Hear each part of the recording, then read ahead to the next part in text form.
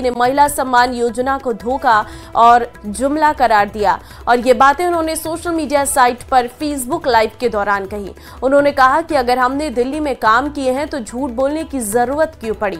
रविंद्र सोलंकी ने कहा कि झूठ बोलकर कायर बनने से अच्छा है सच बोलकर बुरे बन जाए। उन्होंने इस योजना के लिए फ्रॉड करने का भी आरोप लगाया।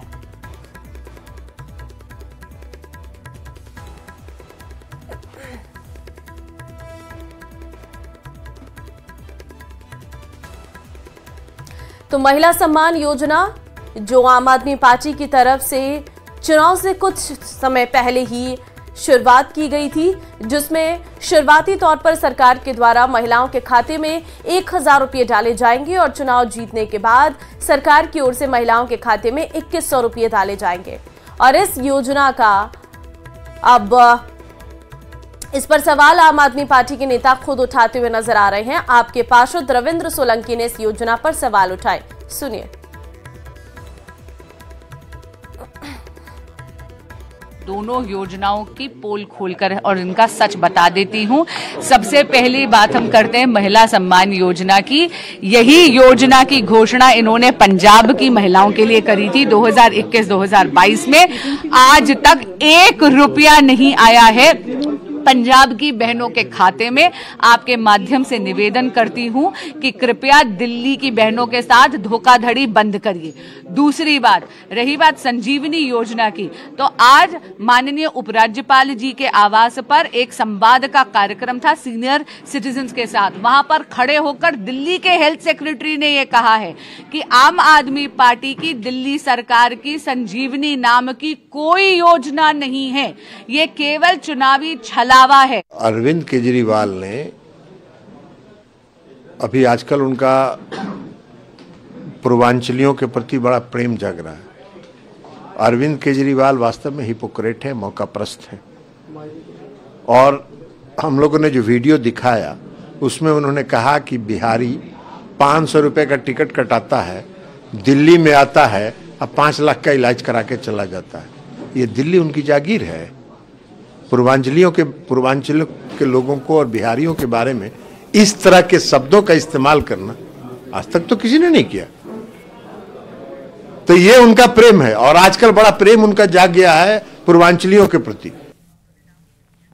दिल्ली विधानसभा चुनाव के लिए कांग्रेस पार्टी ने दूसरी लिस्ट जारी कर दी है। दूसरी लिस्ट में कांग्रेस ने 26 उम्मीदवारों के नाम की घोषणा की है। जंगपुरा से मनीष सिसोदिया के खिलाफ फरहाद सूरी को टिकट मिला है। सीमापुरी से कांग्रेस के राजेश लिलोटिया लड़ेंगे चुनाव। रिठाला से सुशांत मिश्रा कांग्रेस उम्मीदवार। संगम विहार से हर्ष चौधरी को कांग्रेस का टिकट मिला है। मंगोलपुरी से हनुमान चौहान कांग्रेस के उम्मीदवार है। राजेंद्र नगर से विनीत, मेहरौली से पुष्पा सिंह, मालवीय नगर से जितेंद्र कुमार, लक्ष्मी नगर से सुमित शर्मा कांग्रेस का टिकट उन्हें मिला है।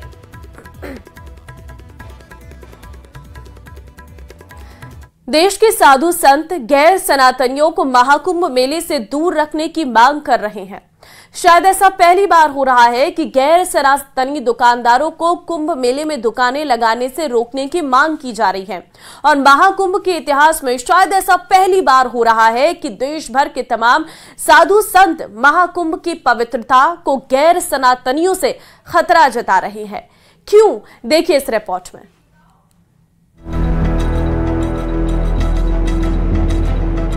जो गंगा को न माने, जो जमुना को न माने, जो सरस्वती को न माने, जो संतों को न माने, उन लोगों को यहाँ पर नहीं आना चाहिए। पैगाम मोहब्बत के बजाय नफरत का दिया जा रहा है और हिंदू मुस्लिम टकराव की पोजीशन तैयार की जा रही है। तरह से देखा जाए महापर्व है और इतना बड़ा पर्व है ये कि हर किसी का आने का मन करता है और मैं तो चाहता हूँ कि लोग ज़्यादा से ज़्यादा तादाद में आए। और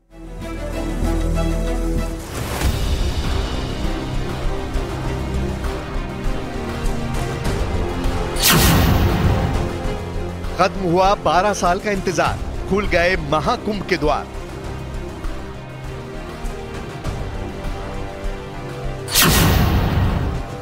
साधु संतों की एक ही मांग, महाकुंभ से दूर रहें गैर सनातनी।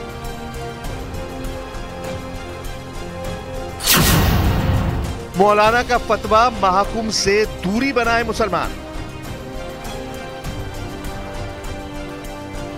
शायद ऐसा पहली बार हो रहा है कि देश के साधु संत गैर सनातनियों को महाकुंभ मेले से दूर रखने की मांग कर रहे हैं। शायद ऐसा पहली बार हो रहा है कि गैर सनातनी दुकानदारों को कुंभ मेले में दुकानें लगाने से रोकने की मांग की जा रही है। और महाकुंभ के इतिहास में शायद ऐसा पहली बार हो रहा है कि देश भर के तमाम साधु संत महाकुंभ की पवित्रता को गैर सनातनियों से खतरा जता रहे हैं। तो समझिए कि साधु संत ऐसी मांग क्यों कर रहे हैं।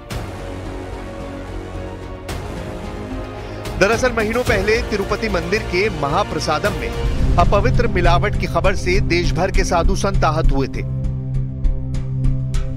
देश में पहली बार सनातन बोर्ड के गठन की मांग की गई। तब से कई ऐसे वाक्य और तस्वीरें सोशल मीडिया पर सामने आ चुकी हैं, जिसमें थूक लगी रोटी और जूस में पेशाब मिलाने की घिनौनी हरकतें देखकर लोगों का भरोसा उठ गया है।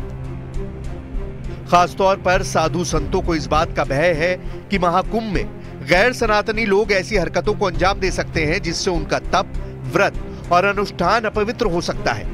इसी डर की वजह से मशहूर कथावाचक देवकीनंदन ठाकुर ने भी गैर सनातनियों को महाकुंभ मेले के कोसों दूर रखने की मांग की है।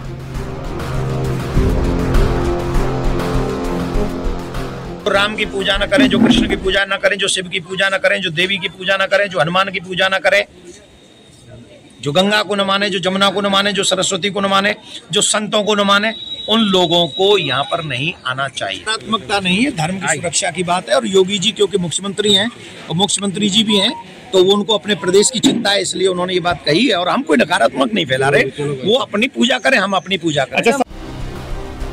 देवकीनंदन ठाकुर के इस बयान पर ऑल इंडिया मुस्लिम जमात के अध्यक्ष मौलाना शहाबुद्दीन रजवी बरेलवी का पारा 7वें आसमान पर चढ़ गया।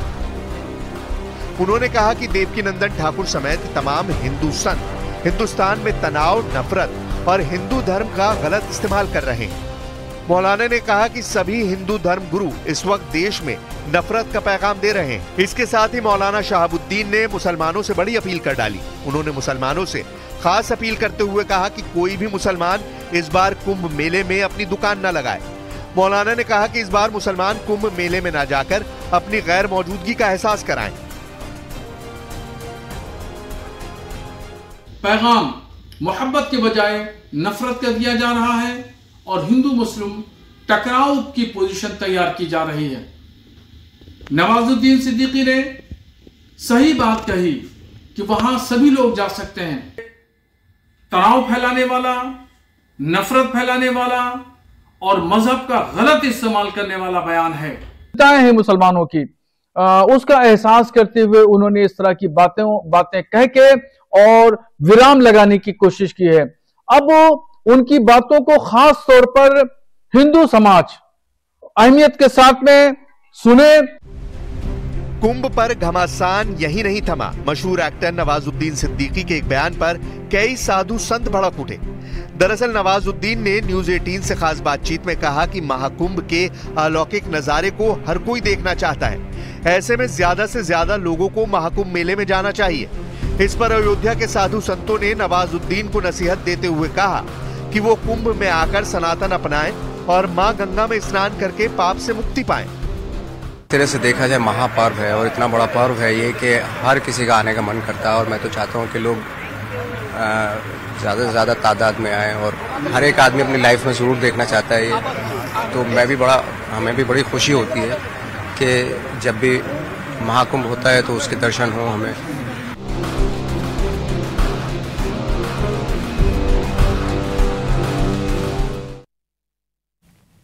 सात समंदर पार नशे के कुख्यात सौदागर की हत्या के बाद लॉरेंस गैंग का नाम एक बार फिर सुर्खियों में है। खास बात यह कि कैलिफोर्निया में